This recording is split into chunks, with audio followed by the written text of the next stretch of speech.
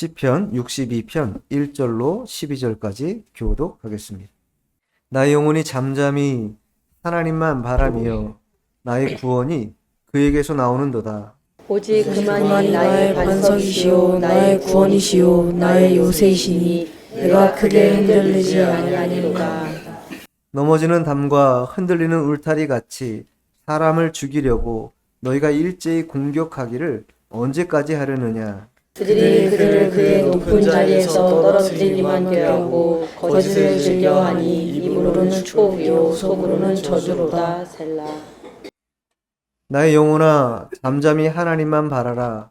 물은 나의 소망이 그로부터 나오는도다. 오직 그만이 나의 반석이시오 나의 구원이시오 나의 요새이시니 내가 흔들리지 아니하리로다.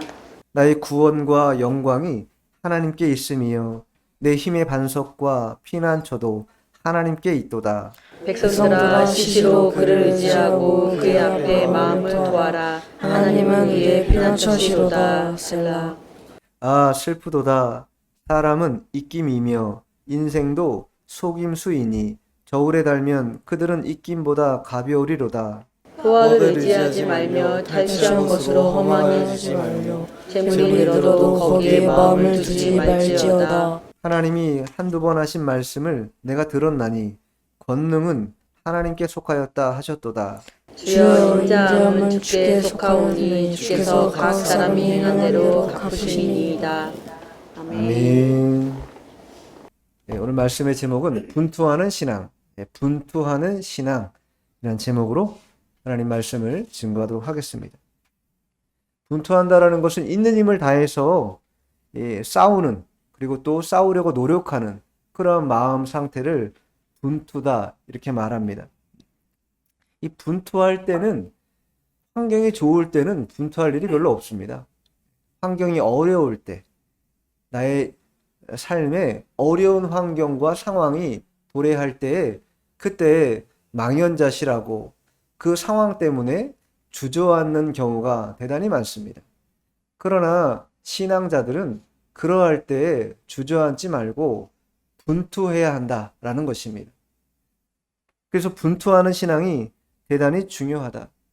이 시편 62편은 비탄시라고 일명 말합니다. 그만큼 다윗이 쓴 시인데 다윗이 처한 그 상황이 참으로 개탄스러운 비참한 그러한 형편에 놓였다라는 것입니다. 그러나 그 비탄시라고 명명된 것뿐만 아니라 그와 더불어서 지혜시라고도 일컬어지는데 왜 그러냐면 다윗이 그 자신이 처한 그 어려운 환경과 그 상황을 단순히 비탄하며 비참하다, 내 인생이 왜 이렇게 처참하게 몰락으로 나아가는가, 그러한 마음 상태로만 그저 주저앉아 있는 그러한 상태가 아니었기 때문입니다. 그러한 어려운 환경이었지만 다윗은 꿋꿋하게 하나님만 바라보는 그러한 신앙을 가져야 한다고 자신에게도 선포할 뿐만 아니라 이스라엘 백성들에게도 그러한 하나님을 의지해야 한다, 신뢰해야 한다, 이렇게 항변하고 있는 것이, 그래서 비참한 형국, 비참한 그런 상황 속에서도 그 다윗이 놓치지 않았던 그 하나님을 의뢰하는 그 마음, 그것이 오늘날 우리 신앙인들에게도 굉장히 필요하다라는 것을 가르쳐 주기 때문에 이 시를 우리가 지혜시다라고도 일컫는 것입니다. 다윗은요, 이 시를 쓰게 된 계기가 자신의 아들인 압살롬이 배반합니다. 아버지인 다윗을 반역해가지고 아버지가 도망가요. 예루살렘 성에서, 다윗 성에서 쫓겨나서 도망가지 않고는 다 죽임당할 수밖에 없는, 만약에 다윗이 아버지라고 하는 그런 권위를 내세워서 뭔가 앞세워 보려고 했다고 하면 아마 압살롬에게 죽었을지도 모릅니다. 어쨌든 다윗과 그를 따르는 신하들이 다 도망간 거 아니겠습니까? 그러니까 도망가서 쓴 시가 바로 이 시편 62편이라는 거예요. 아들에게 모욕감을 받은 거잖아요. 아들이 아버지를 죽이려고 하는 이 폐륜적인 상황을 만난 거지 않습니까? 그러니 얼마나 인생을 되돌아볼 때 비참하겠어요. 참 나의 처지가 한순간에 이렇게 무너지는구나. 왕이었는데 이 왕인 이 신분에서 무너져 가지고 아들한테 쫓기는 그러한 신분이 됐구나. 그렇게 토로하면서 얼마나 자신을 뭐랄까 이렇게 자책하는 자괴감이 심했겠습니까? 근데 다윗은 그러한 때에 오늘 시편을 통해서 우리에게 무엇을 말해주고 있는가? 그러한 때라도 참되게 신뢰할 분이 누구인가에 대해서 알려주고 있고 그것을 다윗이 깨달았기 때문에 우리들에게도 전달해주고 있는 것입니다. 그러니까 다윗이 신뢰한다라는 건 뭐냐면 인간적인 방법을 취하지 않는다라는 것입니다. 두 번째는 모든 것을 전적으로 하나님께 맡긴다라는 것이 이 두 가지가 성립될 때 그 신뢰가 바탕이 되어서 문제가 해결되기도 하고 하나님의 역사가 나타나기도 한다. 다윗이 이런 상황을 맞닥뜨렸을 때 그가 어떻게 말하는지 사무엘 하에 보면 나오는데 사무엘 하 16장 11절 12절 읽어보겠습니다. 또 다윗이 아비새와 모든 신하들에게 이르되 내 몸에서 난 아들도 내 생명을 해하려 하거든 하물며 이 베냐민 사람이랴 여호와께서 그에게 명령하신 것이니 그가 저주하게 버려두라. 혹시 여호와께서 나의 원통함을 감찰하시리니 오늘 그 저주 때문에 여호와께서 선으로 내게 갚아주시리라 하고. 무슨 상황이냐면 다윗이 이렇게 쫓겨나는 그런 상황이었어요.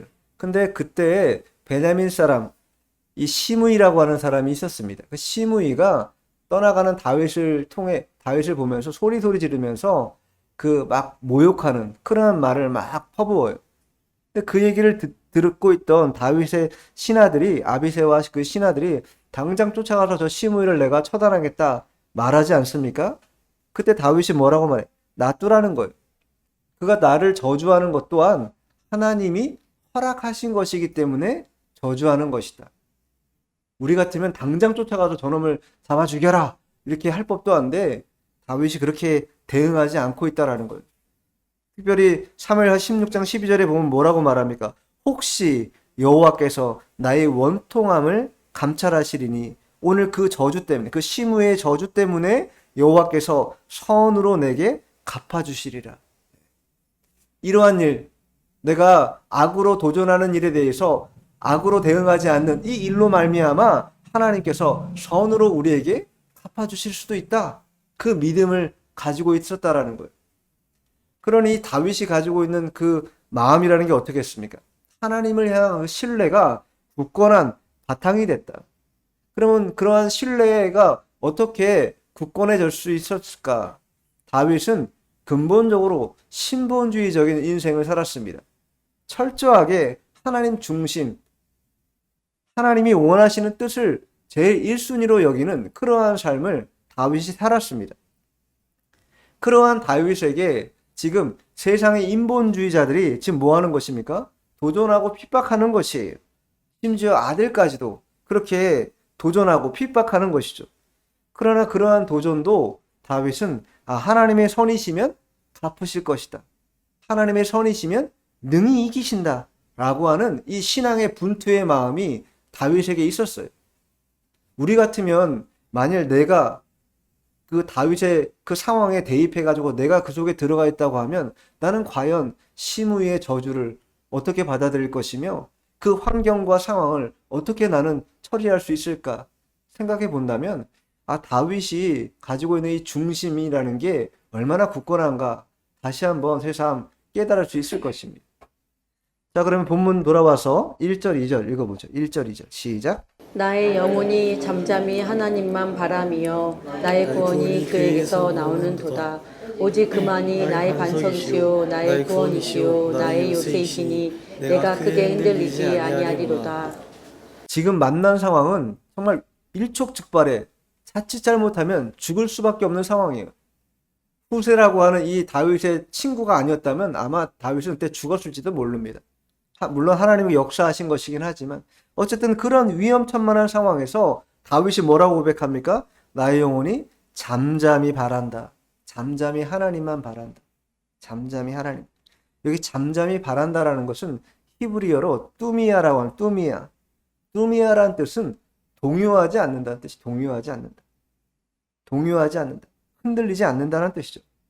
뿐만 아니라 휴식한다, 체념한다, 포기한다 이런 뜻도 함께 포함되어 있어요. 그러니까 궁극적으로는 자기를 내려놓는 거예요. 그럴 수밖에 없죠. 자기가 뭐 할 수 있는 게 없잖아요.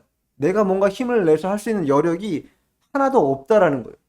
그래서 자기를 내려놓고 그냥 침묵 가운데 하나님의 뜻이 있기를, 하나님의 뜻의 역사가 나타나기를 그냥 묵상하면서 바라보는 그러한 상태를 말하는 거예요.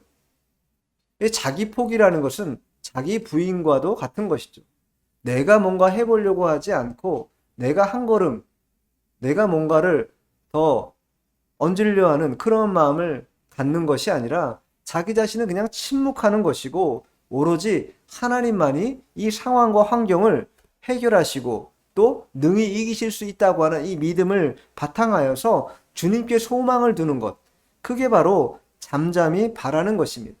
다윗이 그 잠잠히 바라는 이유가 뭡니까? 1절 하반절에 나오잖아요. 나의 구원이 그에게서 나오기 때문이다. 내가 이 위험천만한 상황에서 극복되고 해결받을 수 있는 유일한 근거와 이유도 하나님이시다. 하나님이 구원해 주시면 구원받을 것이고 하나님이 구원해 주지 않는다고 하면 구원받지 못할 것이다. 이러한 모든 것도 다 하나님께 의뢰하고 맡긴다라는, 그러니까 하나님께서 우리에게 어떠한 어려움을 주실 때가 있습니다. 또 힘든 상황을 만날 때가 있어요. 그러나 그때 우리가 분투해야 될 이유는 하나님 살아계시기 때문입니다.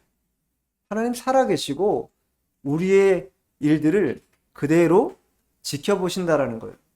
그리고 하나님의 뜻을 청종하는 자들을 원하시고 있기 때문입니다. 그러니까 모든 권리가, 내 인생을 내가 사는 것 같지만 모든 권리가 하나님께 있는 것이, 하나님이 권리를 주장하시고 역사하신다라는 거예요. 그래서 우리는 그저 잘 인내하고 순종하면서 잠잠히 바라보며 주님을 따라가다 보면 그 순종으로 인한 큰 축복이 일어나게 됩니다. 아까 사무엘하 16장 12절에 말씀 읽은 것처럼 자신의 그 원통함을 시므이가 저주하는 그 상황 속에서도 녹여내가지고 하나님의 선이 베풀어지길 간절히 원했던 것이, 그 바람이 어떻게 됐습니까? 실제로 이루어졌지 않습니까? 실제로. 그래서 복권돼서 돌아오는 은혜를 받게 되는 것이 다윗의 삶이었다라는 것. 끝까지 인내하고 순종했기 때문에 가능한 일이었다. 시편 37편 7절에 보면 여호와 앞에 잠잠하고 참고 기다리라. 자기 길이 형통하며 악한 꾀를 이루는 자 때문에 불평하지 말지어다. 이렇게 말씀하고 있어요. 우리가 때로 불평할 만한 상황이 벌어지기도 하고 악한 자들의 도전 가운데 굉장히 심히 고난 가운데 빠져 있는 때가 있는데, 그러할 때에도 여호와 앞에서 중요해요. 잠잠은 어디서 해야 되냐? 여호와 앞에서 해야 된다. 여호와 앞에서.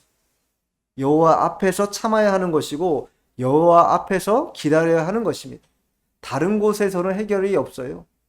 여호와 앞에서 참고 여호와 앞에서 잠잠히 기다릴 때에 해결책이, 은혜가 임하게 되는 것이. 그러니까 다윗이 1절에도 하나님만 바라고 2절에도 오직 그만이 나의 반석이다 이렇게 말하잖아요. 그만, 하나님만. 만이라고 하는 것은 히브리어로 아크라고 하는데 유일하다 이런 뜻이, 유일하다. 신앙의 지조를 가지고 충성하이 충성되이 행하겠다. 다른 것 거들떠보지 않겠다. 이러한 뜻입니다. 그러니까 유일하신 하나님만 따르겠다. 다른 것은 곁눈질하지 않겠다. 이게 다윗의 초지일관한 그런 마음의 상태였습니다. 우리는 근데 세상에 살다 보면 하나님만 의지하고 하나님만 의뢰하는 일이 참 되지 않을 때가 많습니다. 하나님보다 돈을 의지할 때가 더 많고 하나님보다 세상의 권력자들, 또 배경 이런 것들을 의지할 때가 훨씬 많습니다. 그러나 그러한 도움이라는 것이 일생 나를 쫓아올 거라고 누가 확신할 수 있겠습니까? 일시적으로 도움이 될 수는 있겠으나 그러나 그것이 계속 내 인생을 지켜줄 거라고 담보할 수 있는 그런 이유는 한 곳도 없다라는 것. 그래서 다윗은 그러한 것을 의지하지 않았다. 오직 하나님만 의지하고 하나님 뜻에만 순종하려고 하는 그런 의지를 표명한 것이다. 그래서 유일하신 하나님을 쫓으려면 그래서 신앙의 분투가 필요한 것이. 왜냐면 그런 유혹이 얼마나 많겠어요. 하나님 의뢰하는 것보다 다른 곳에 손을 내밀거나 다른 어떤 환경에 손을 뻗을 때가 훨씬 더 많을 것인데 그러할 때 분투하라는 것이죠. 분투한다라는 것은요. 하나님께 충성한다는 것이고 또 신앙의 절개를 지킨다는 것이며 용기를 낸다는 것이 주님께 충성하고 하나님을 향한 일편단심 이 사랑의 마음을 절개를 결연히 지키는 것이고 또한 위축되고 어려운 상황에서도 용기를 발휘할 수 있는 그러한 마음이 분투하는 신앙이다. 이렇게 말할 수 있어요. 다윗이 하나님만 그만이 나의 구원이요 나의 요새요. 그렇기에 나는 흔들리지 않을 거다. 이렇게 고백하고 있는 이유가 거기에 있는 것입니다. 자, 3절 4절 이렇게 3절 4절 시작. 넘어지는 담과 흔들리는 울타리 같이 사람을 죽이려고 너희가 일제히 공격하기를 언제까지 하려느냐. 그들이 그를 그의 높은 자리에서 떨어뜨리기만 계하고 거짓을 즐겨하니 입으로는 축복이요 속으로는 저주로다. 겉으로는 축복하는 것 같지만 속으로는 저주하고 또 사람을 피말리게 하는 그런 일들이 곳곳에서 벌어질 뿐만 아니라 3절에서도 넘어지는 담, 흔들리는 울타리 같이 그렇게 위협하는 일들이 곳곳에서 벌어지고 공격이 끊이지 않는다라는 거예요. 우리가 역경의 골짜기를 지날 때가 있고 그 고난의 골짜기에 들어갔을 때 하나님만 바라는 그런 힘이 필요한 이유가 여기에 있습니다. 사람 바라고 또 여러 가지 다른 상황을, 환경을 바라면 그것으로는 해결되지 않기 때문이에요. 왜 나머지는 다 변하고 흔들리는 것이기 때문입니다. 하나님만 흔들리지 않고 변하지 않는다라는 거예요. 오히려 성경은 야고보서 4장 7절에 보면 뭐라고 말하냐면 하나님께 복종하고 마귀를 대적하라. 그리하면 너희를 피하리라. 이렇게 말씀하고 있어요. 마귀의 공격이 드세게 우리를 걷잡을 수 없이 맹렬하게 찾아올 때가 있는데 그때 의기소침해 있지 말고 도리어 뭐 하라는 거예요? 반격하라는 거예요. 도리어 마귀를 대적하라는 거예요. 상황과 환경을 대적하라는 거예요. 그러면 하나님의 힘이 돕는 손길이 펼쳐짐으로 그 마귀가 너희를 피할 거다. 이렇게 분명히 약속하고 있습니다. 그렇기 때문에 흔들릴 만한 상황이 벌어진다 해도 하나님을 의지하는 그 마음을 따라서 흔들리지 않을 수 있도록 우리가 굳건하게 용기를 내는 이러한 일이 필요하다. 왜냐하면 진리는요 반드시 이깁니다. 거짓은요 반드시 패하게 돼 있어요. 하나님 안에서 진리를 가득 채운 사람들은 결코 멸망하지 않습니다. 이 땅에서 비록 여러 가지 참담함을 경험할 수도 있고 어려움을 목도할 수도 있으나 그러나 궁극의 승리가 바로 하나님의 백성, 즉 진리를 가슴에 품은 자들에게 분명히 있는 것입니다. 그리고 그것이 확증되는 날이 있습니다. 그래서 성도들은 인내하는 것이고 참아내는 것이며 그 마음의 소망과 주님의 재림을 대망하는 일을 끝까지 견인하고 이끌어가는 것이 자 본문 돌아와서 5절로 7절까지 읽어 5절로 7절 시작. 나의 영혼아 잠잠히 하나님만 바라라. 물은 나의 소망이 그로부터 나오는 도다. 오직 그만이 나의 반석이시오 나의 구원이시오 나의 요새이시니 내가 흔들리지 아니하리로다. 나의 구원과 영광이 하나님께 있으며 내 힘의 반석과 피난처도 하나님께 있도다. 1절에서는 구원이 그에게 있다 이렇게 말했고 5절에서는 소망이 그로부터 나온다 이렇게 말하고 있어요. 그러니까 구원과 소망이 함께 붙어 있다.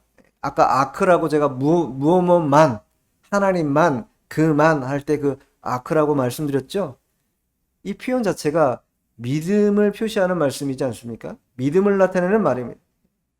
우리의 구원의 문제라는 것, 우리 궁극의 구원뿐만 아니라 이 땅에 살아가면서 당하는 여러 가지 환난의 일들 속에서 받는 그런 구원의 문제 또한 누가 그 문제를 해결해 줄 수 있는가? 우리 구주 예수 그리스도만이 그 구원의 문제를 해결해 주시는 분이라는 것이. 왜냐하면 그분이 우리의 구원을 위해서 이 땅에 오셨고 또 죽으셨고 부활하셨고 지금도 살아계시면서 우리를 위해 간구하시는 분이기 때문에 우리의 구원의 문제를 우리 주님께 의뢰하고 의탁할 때 그때 뭐예요? 참된 소망이 차오르기 시작하는 것입니다. 상황과 형편은 정말 형편없어서 어지러운 뿐인데 그것을 극복할 수 있는 은혜라는 것이 주님으로부터 우리에게 점점 차오르기 시작한다라는 거예요.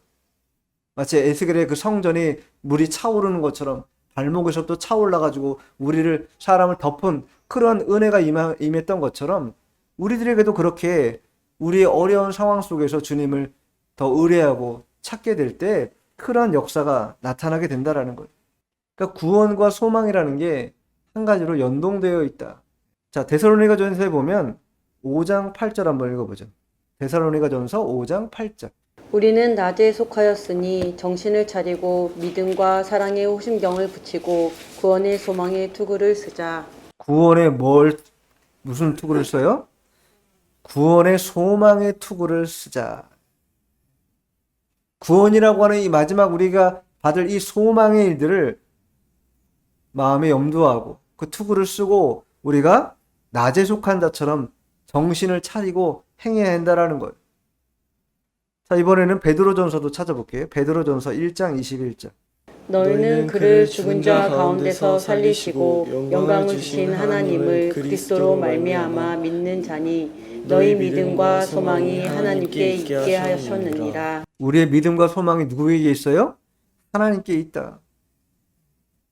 우리의 믿음이라는 것, 우리의 소망이라는 것, 우리의 구원이라는 것 다 하나님께 있는 것이다. 내가 하려고 한다고 되는 게 없습니다. 그저 우리는 잠잠히 하나님만 바라고 하나님만 구하면 된다라는 거예요. 여기서 말하는 이 구원이라는 것은 다윗이 지금 대적들의 위협을 받고 있는 상황이잖아요.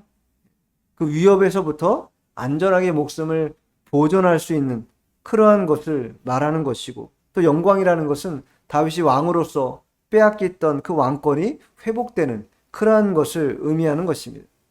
그런데 지금 다윗은 어떠한 형편이냐면 도망가는 형편이잖아요. 다윗이 지금 다시 복권이 돼가지고 왕좌에 다시 앉아가지고 이 시를 쓰는 게 아니잖아요. 쫓겨다니는 그런 가운데서 이미 하나님이 그러한 은혜를 베푸실 거라고 선포하는 거 아니겠습니까? 위협에서 벗어난 것도 아니고 빼앗긴 왕권을 찾은 것도 아닙니다. 하지만 그는 분명하게 이 모든 일들을 하나님이 선으로 행하실 것이고 또 은혜로 역사하실 것을 믿고 먼저 선포하고 있다라는 거예요. 전적으로 하나님을 의지하고 신뢰하는 그러한 마음을 표명한 것이 그게 뭡니까? 그게 믿음인 것이죠. 현실은 너무 어려운데 그 어려운 현실을 하나님이 충분히 극복하고 도모할 수 있도록 은혜를 베풀어 주실 거다라고 하는 그 믿음, 그 믿음을 표명하는 것.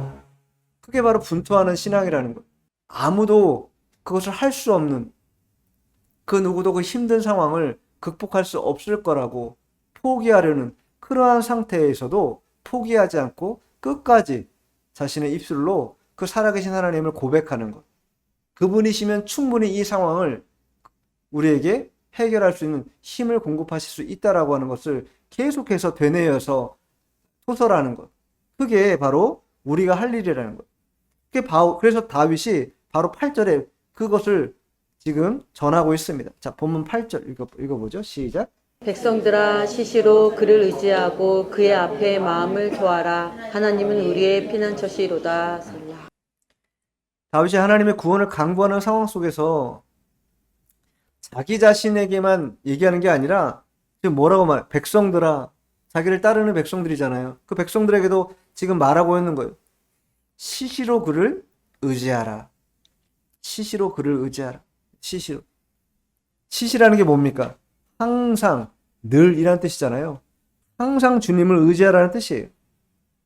도움이 필요할 때만 일시적으로 하나님을 의지하는 게 아니라 항상 늘 주님을 의지하며 그분을 경외하는 삶을 살아야 한다라는 것을 지금 백성들에게도 얘기하는 것이고 자기 자신에게도 말하고 있는 것이. 다윗은 어려운 상황에서만 처했을 때만 기도한 게 아니었잖아요. 늘상 주님을 의뢰하고 항상 주님을 바라는 삶을 살았던 인물이 바로 다윗이기 때문에 그러한 다윗이 어려울 때만 시시로 주님 앞에 나와서 토설한 것이 아니라 자기의 모든 형편을 그대로 다 주님께 의뢰하고 내뱉는 그러한 마음을 가지고 있었다는 그만큼 신뢰가 굉장히 극했다 이렇게 볼 수 있습니다. 자, 시편 17편 8절에 보면 이렇게 썼어요. 나를 눈동자같이 지키시고 주의 날개 그늘 아래 감추셨다. 주님이 눈동자같이 나를 지키신다라는 거예요. 그리고 날개 그늘 아래 나를 감추신다. 그 뜨거운 강렬한 그 햇빛 가운데서 나를 노출시키지 않으시고 나를 보호해 주시고 지켜주시는 분, 그분이 하나님이라는 것을 지금 고백하고 있는 거예요. 뿐만 아니라 121편 4절 5절에도 이스라엘을 지키시는 이는 졸지도 아니하시고 주무시지도 아니하시리로다. 여호와는 너를 지키시는 이시라. 여호와께서 내 오른쪽에서 내 그늘이 되시나니 이렇게 말하고 있어요.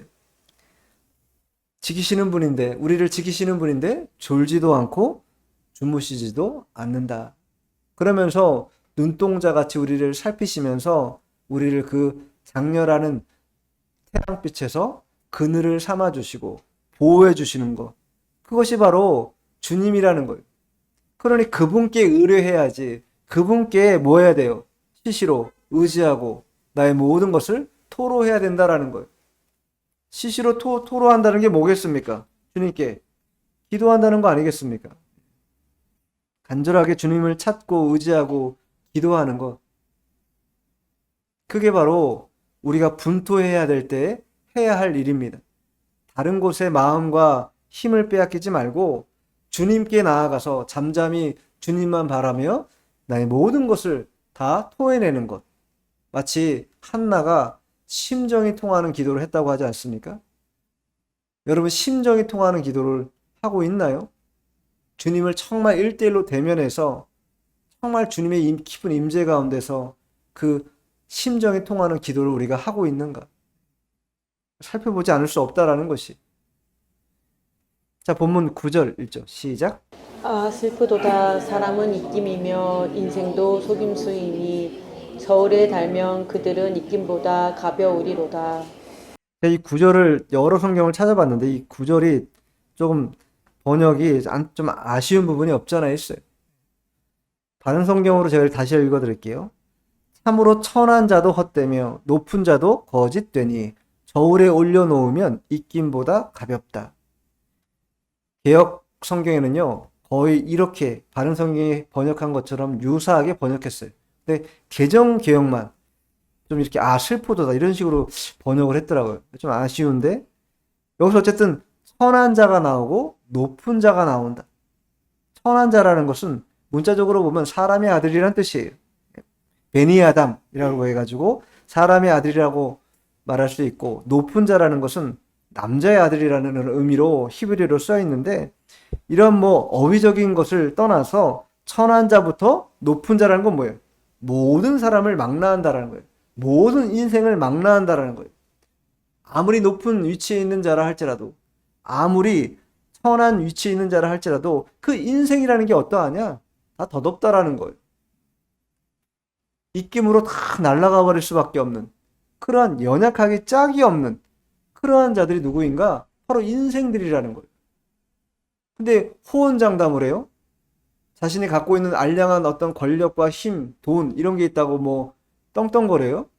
그런 건요 하나님이 한번 불어버리면 다 날아가 버리고 사라져 버리고 없게 된다라는 거예요.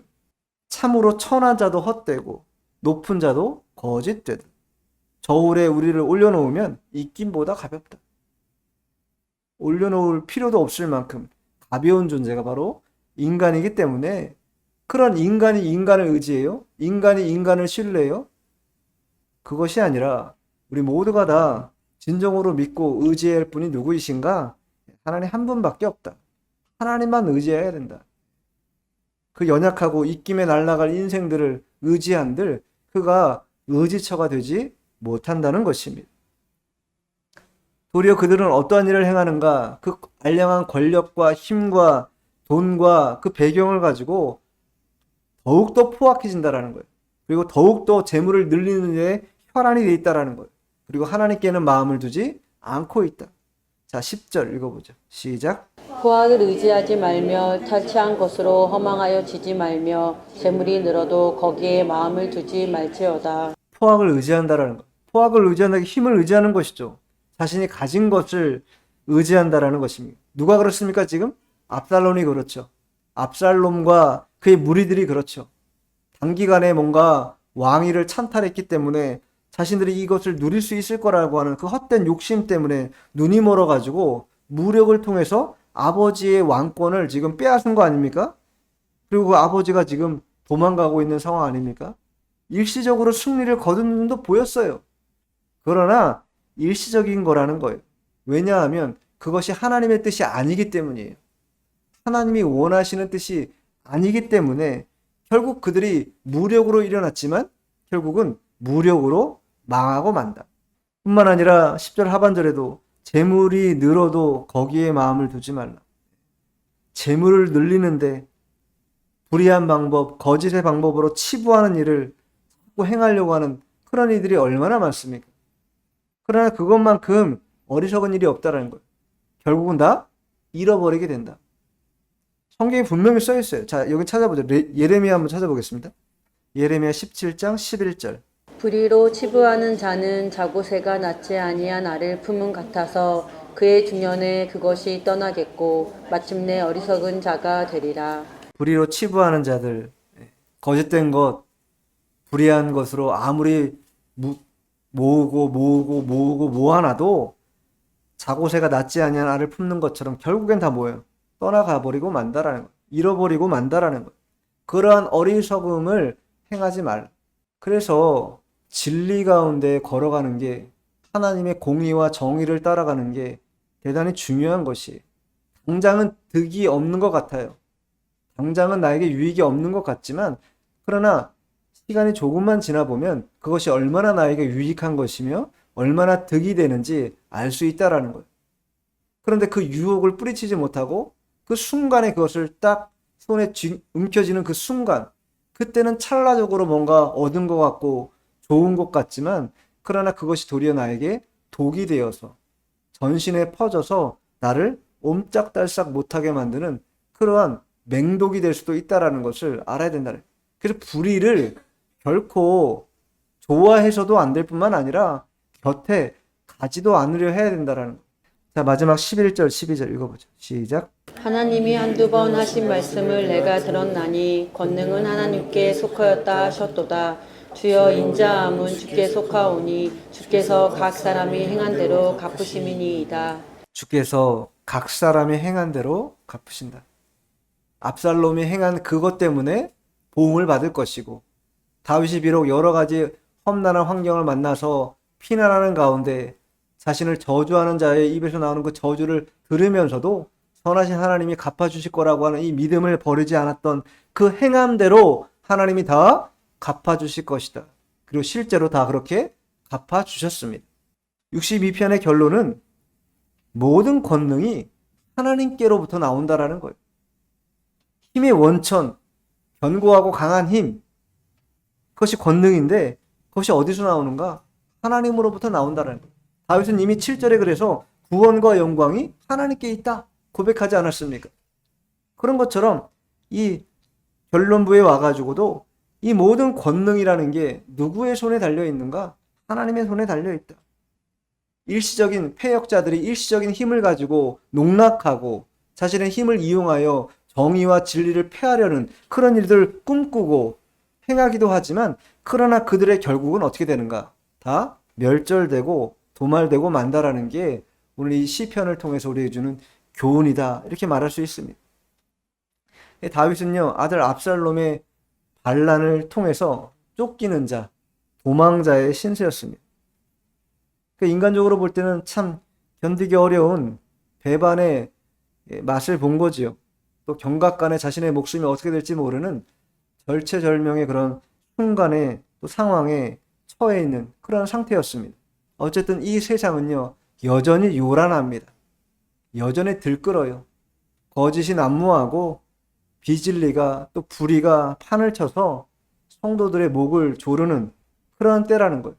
언제 넘어지는 담이 우리 주변에 있을런지, 흔들리는 울타리가 언제 우리 주변에서 우리를 흔들어 놓을지 모르는 그런 대적의 위협이 곳곳에서 있는 그러한 때입니다. 환경이 두렵다고, 상황이 너무 고난이 많다고 해서 포기하고 내려놓고 주저앉아 있을 것인가? 그것이 아니라 오늘 다윗이 그러했던 것처럼 우리가 분투하는 힘을 내야 된다. 분투하는 신앙을 가져야 한다. 하나님에 대한 절대적인 그 신뢰를 바탕할 때에만 요동하지 않을 수 있다라는 게 오늘 성경이 우리에게 주는 교훈이다. 이렇게 말할 수 있을 것입니다. 분투하는 신앙은 잠잠히 하나님만 바라보면서 동요하지 않는 것입니다. 또한 피난처이신 하나님을 의지하여서 시시로 마음을 다 토해내는 것. 이 말씀을 잘 마음에 새겨서 한 주간도 분투하는 그런 신앙자들이 되어야 될 것입니다. 기도하겠습니다.